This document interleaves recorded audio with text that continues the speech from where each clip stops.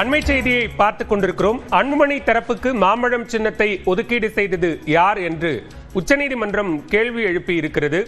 இத்தொடர்பான கூடுதல் விவரங்களோடு இணைகிறார் டெல்லி செய்தியாளர் சுசித்ரா. விவரங்கள்.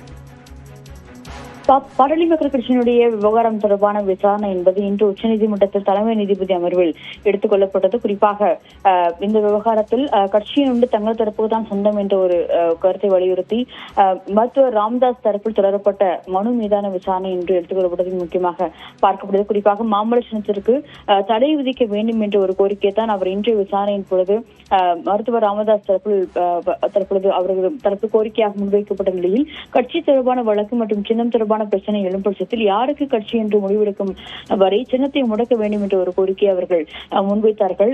அதற்கு பதிலளித்த நீதிபதிகள் இது குடும்ப பிரச்சனை போல்தான் தெரிகிறது, மாம்பழ சின்னம் ஒதுக்கப்பட்டு விட்டதா, அது அன்புமணி தரப்புக்கு ஒதுக்கப்பட்டால் அதனை யார் ஒதுக்கீடு செய்தார்கள் என்ற ஒரு கேள்வியை அவர்கள் எழுப்பியது மிக முக்கியமாக பார்க்கப்படுகிறது. மேலும் கட்சியினுடைய உரிமை கோரல் பிரச்சனை ஏற்பட்டால் குறிப்பிட்ட அந்த சின்னத்தை யாருக்கும் ஒதுக்காமல் முடக்கி வைக்க வேண்டும் என்ற ஒரு கோரிக்கை தான் மீண்டும் ராமதாஸ் தரப்பில் இன்றைய விசாரணையின் பொழுது முன்வைத்த நிலையில் அன்புமணி தரப்பிலும் பல்வேறு பதில்கள் வாதமாக இன்று பல்வேறு வாதத்தை அவர்கள் முன்வைத்தார்கள். தேர்தல் ஆணையம் தங்களிடம் இருக்கும் ஆவணங்கள் அடிப்படையில் அன்புமணிதான் தலைவராக இருக்கிறார் என்று கூறியுள்ளது. அதன் அடிப்படையில் தான் இந்த ஒரு சின்னத்தையும் அன்புமணி தரப்பிற்கு ஒதுக்கியுள்ளதாக அவர்கள் தெரிவித்த நிலையில்தான் தலைமை நீதிபதி சூரியகாந்த் அமர்வானது தேர்தல் ஆணையம் கட்சிக்குள் பிரச்சனை எழுந்தால் தலையிடுவதற்கு அதிகாரம் உள்ளது என்று உயர்நீதிமன்றத்தில் தெரிவித்திருக்கிறது.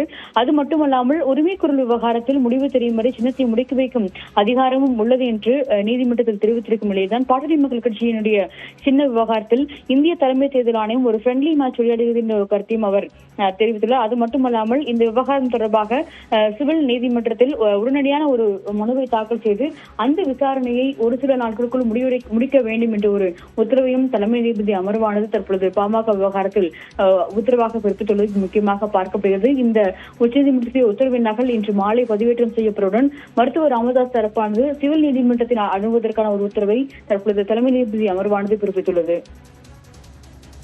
விவரங்களுக்கு நன்றி சுசித்ரா.